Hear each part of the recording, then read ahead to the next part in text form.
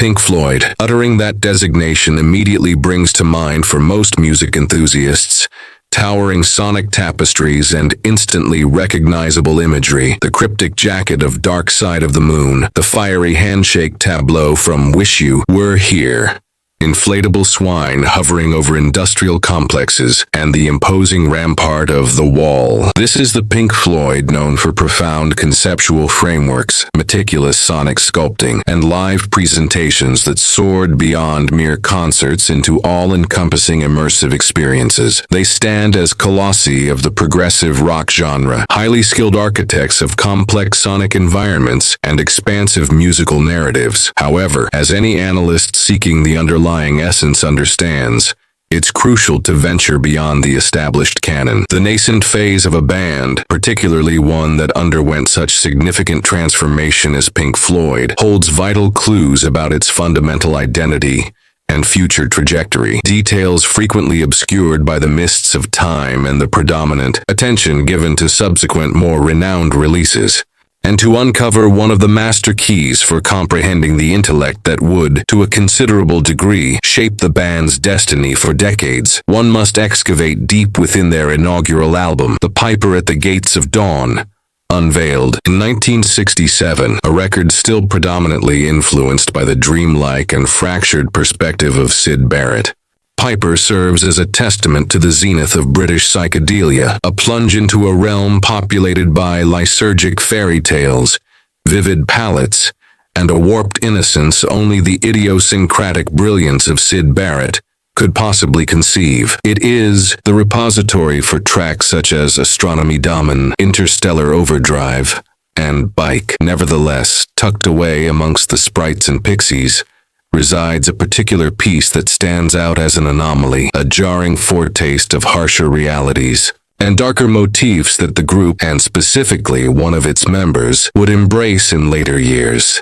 It is a selection that casual listeners often skip over or dismiss merely as just another quirk from the Syd era. I am referring to Take Up Thy Stethoscope and Walk, credited solely to Roger Waters, the bassist and a founding member. This marks Waters' initial solo composition to appear on a Pink Floyd record, and within this nascent and frequently disregarded track, we unearth the thematic and even sonic germs that would blossom into the grand conceptual epics that came to define the ensemble. Intimate glimpses into Waters' creative origins that the glossy finish of subsequent records rarely allows us to perceive with such unvarnished rawness. An audition of Take Up Thy Stethoscope and Walk constitutes a deliberately uncomfortable and abrasive encounter, contrasting sharply with the melancholic delicacy of other tracks featured on the same album. It commences with a piercing, sustained guitar feedback, a pure sonic disturbance designed as a disquieting call for attention.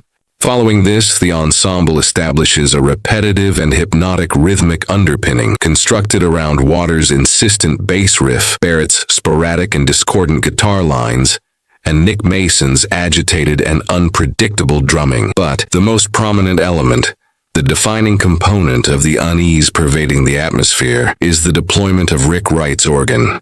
Far removed from the ethereal and melodious textures he would delve into on other parts of Piper and in later albums, here Wright employs the instrument to generate sheer dissonance, intentionally clashing chords, sonic configurations that conjure a sensation of disorder and anxiety, almost akin to a mechanical, morbid lament hovering above the unyielding rhythmic foundation. The piece's structure similarly deviates from the conventional. There is no identifiable refrain, nor a clear verse-chorus bridge architecture. The track progresses in ascending spirals of intensity, with recurring rhythmic sections giving way to moments of seemingly controlled chaos, where the instruments appear to grapple amongst themselves before reverting to the foundation. Upon this unsettling sonic landscape, Roger Waters delivers or semi-sings his verses in an urgent and almost feverish manner. The vocal delivery prioritizes not melody, but rather the conveyance of a disturbing account, a visceral depiction of a bleak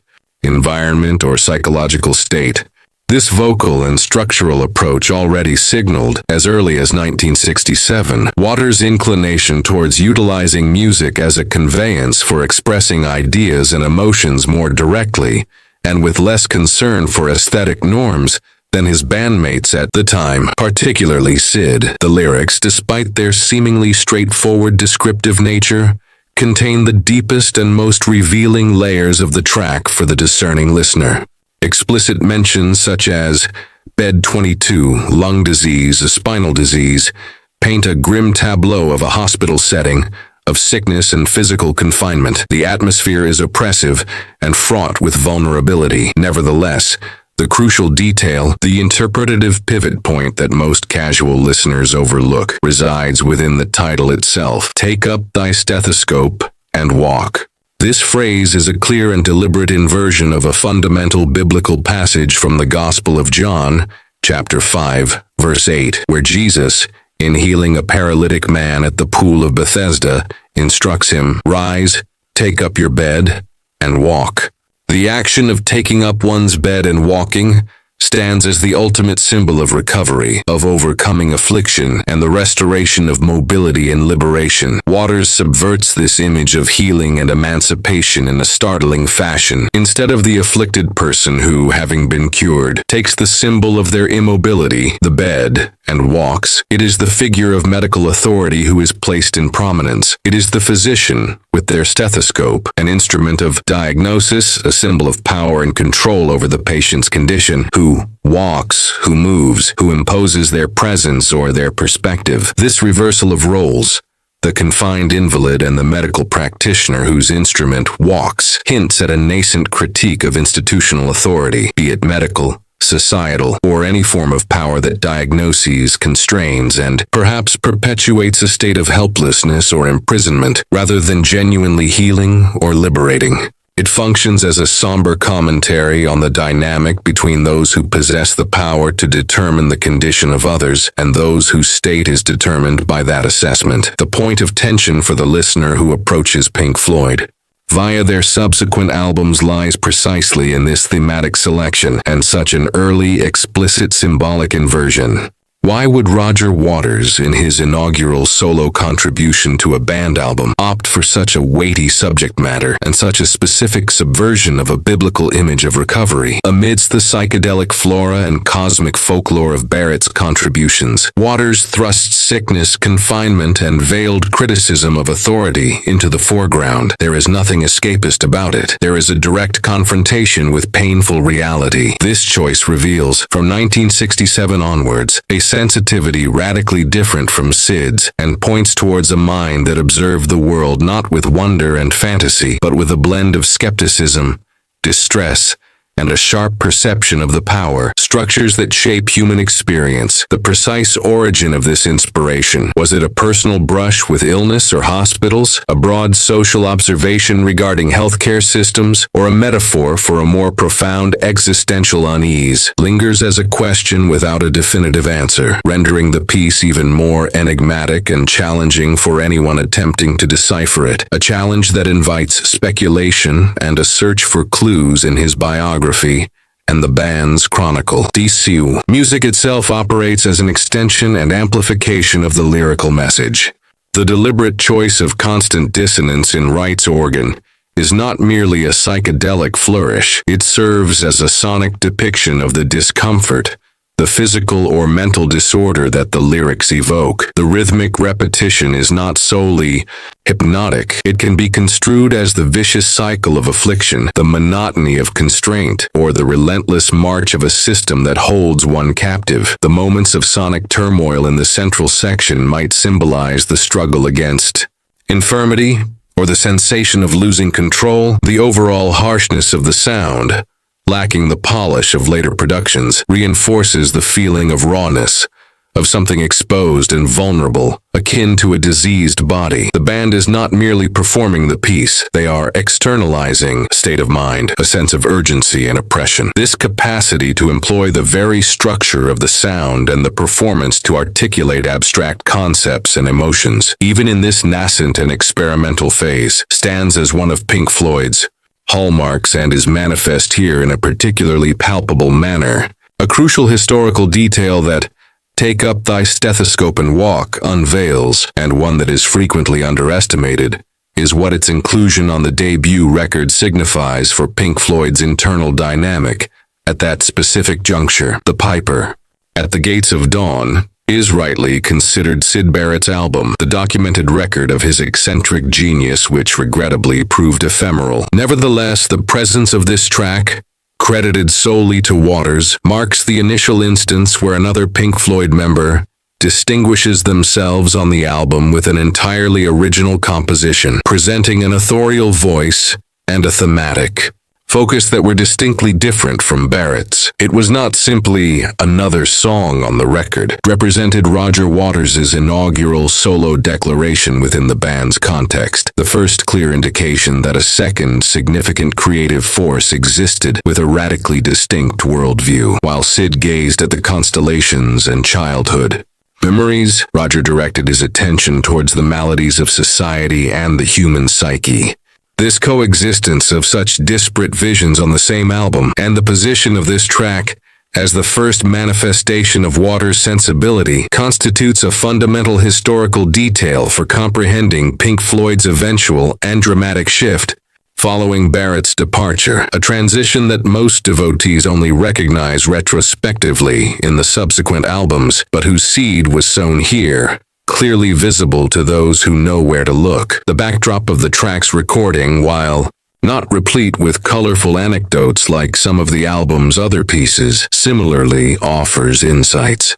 Pink Floyd recorded Piper at Abbey Road Studios, the era's sanctuary of polished pop sonics, under the guidance of producer Norman Smith, a sound engineer who had worked extensively with the Beatles and was accustomed to a more conventional and arranged sound. Smith frequently found himself exasperated by Pink Floyd's experimental and unpredictable methodology, attempting to capture the controlled harshness of the initial feedback, the calculated liberty of the central section, and the intense dissonance of Wright's organ within an environment oriented towards refinement must have presented a considerable challenge. The final sonic output of the track, relatively straightforward, raw, devoid of excessive studio effects that could have masked its intensity, can be perceived as a reflection of this tension between the band's approach and the producers, or perhaps as Smith's acceptance that the nature of the music demanded such rawness. This production detail, subtle to the casual listener, amplifies the feeling of discomfort and brutal realism that the music aims to convey. Let us also consider the role that "Take up thy stethoscope and walk" likely held in Pink Floyd's live performances during that early period. The band, before becoming renowned for their meticulously choreographed visual spectaculars, built a substantial portion of their live reputation around lengthy and exploratory sonic improvisations, with its repetitive rhythmic bass and its central section open to controlled chaos. This track provided a perfect vehicle for such real-time exploration. Imagining the band extending Wright's dissonant organ section, or delving into unpredictable variations upon Waters' bass riff on stage, reinforces the notion that this piece was not merely a studio experiment, but a selection that fit seamlessly into Pink Floyd's initial performative DNA, a DNA that valued sonic intensity, textural exploration, and the creation of immersive atmospheres, even if they were uncomfortable ones, long before elaborate staging became prominent.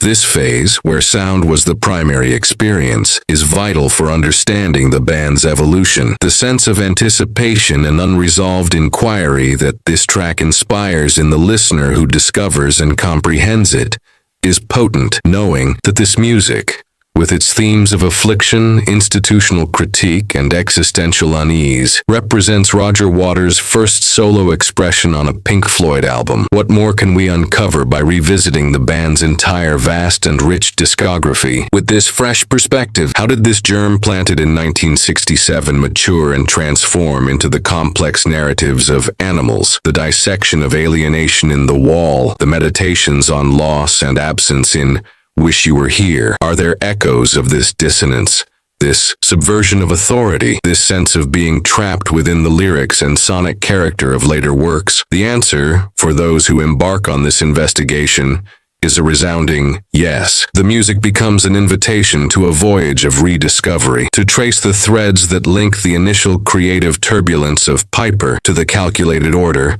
and frequently equally disquieting, of the albums that catapulted Pink Floyd to global phenomenon status. It transforms the act of listening into an exercise in musical archaeology, seeking the footprints left by Waters from the very outset of his journey as the band's principal lyrical and conceptual architect. The initial critical reception of the Piper at the Gates of Dawn primarily centered on the eccentric genius of Syd Barrett and the tracks that were more overtly psychedelic and pop-oriented. Take Up Thy Stethoscope and Walk, with its harshness and unconventional subject matter, was likely perceived by many contemporary critics as merely another oddity from the band, without adequate comprehension of its long-term significance. Its importance as the first intimation of Waters' voice, as the thematic bedrock that would underpin a substantial portion of Pink Floyd's future output, was only fully acknowledged and analyzed by dedicated scholars and enthusiasts retrospectively as the band's career unfolded and the centrality of Waters' themes became undeniable. This disparity between the initial reception and subsequent analysis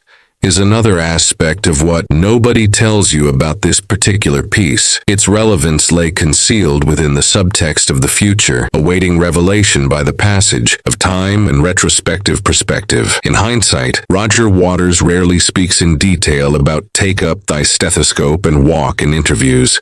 Nevertheless, the persistence of the themes introduced here, affliction, critique of institutions, educational, political, military, medical, psychological fragility, and the quest for a form of liberation or recovery that power structures appear to impede throughout his entire body of work, both within Pink Floyd and his solo career, serves as the most eloquent testament that this track was not a mere isolated experiment. It represented the first public manifestation of a creative intellect profoundly concerned with the ailments of the individual and society, and resolved to employ music as a tool to explore and, in a sense, exorcise these internal demons. The rawness and urgency of the track seem to mirror the intensity with which these matters already resonated within Waters in 1967. Take Up Thy Stethoscope and Walk transcends its position as an obscure and sonically challenging piece on Pink Floyd's inaugural album. It functions as an indispensable historical document, Roger Waters' initial and raw solo declaration, a somber and potent foreshadowing of the themes that would ultimately define his career and Pink Floyd's most iconic phase. Stands as proof that, even amidst the explosion of color and fantasy characteristic of Syd Barrett's psychedelia, a force already existed within the band regarding the world, with incisive skepticism, dissecting power structures and human vulnerability, with a frankness shocking for the era. Its dissonance, its atypical arrangement, its unsettling verses, all point towards the depth and complexity that the band, under Waters' leadership, would fully embrace. To overlook this composition is to neglect a fundamental piece of the Pink Floyd puzzle, a vital link connecting the initial creative turmoil to the epic narratives that, years later, would reshape the landscape of rock music. For the fan familiar solely with the major hits, this track offers an invitation to attentive listening, a dive into an uncomfortable but profoundly rewarding sound, one that illuminates the history and evolution of one of the greatest ensembles of all time in an unexpected and captivating manner. It serves as a forceful reminder that the foundations, even the most discordant and less accessible ones, are indispensable for comprehending the entirety of the final structure. It speaks to us not merely about an ailment in bed 22, it speaks to the societal disease that Waters perceived, and which he would spend the remainder of his remarkable career dissecting, commencing right here, with his stethoscope in hand, and walking. If you found yourself engrossed by this examination of the lesser-known corners of Pink Floyd's history and the manner in which a single, seemingly peripheral track can carry such significant weight for understanding the trajectory and identity of such an influential group, then the realm of progressive rock and its concealed narratives is precisely for you. There exists a vast expanse of albums, compositions, and historical junctures awaiting unveiling, revealing layers of meaning that immensely enrich the act of experiencing music. To continue this journey of discovery, delving deeper into the nuances that defined progressive rock and the captivating history of monumental bands, we extend an invitation to explore the Rock e Experiencia Prague channel. There, we delve profoundly into the concepts, the compositions, and the historical context that rendered progressive rock unparalleled, with the same degree of depth, rigor, and accessibility you encountered within this text. Subscribe to the channel, enable notifications to be alerted about new content, and explore the extensive collection of videos already available. Come expand your Prague experience with us and uncover what nobody told you about the music you cherish.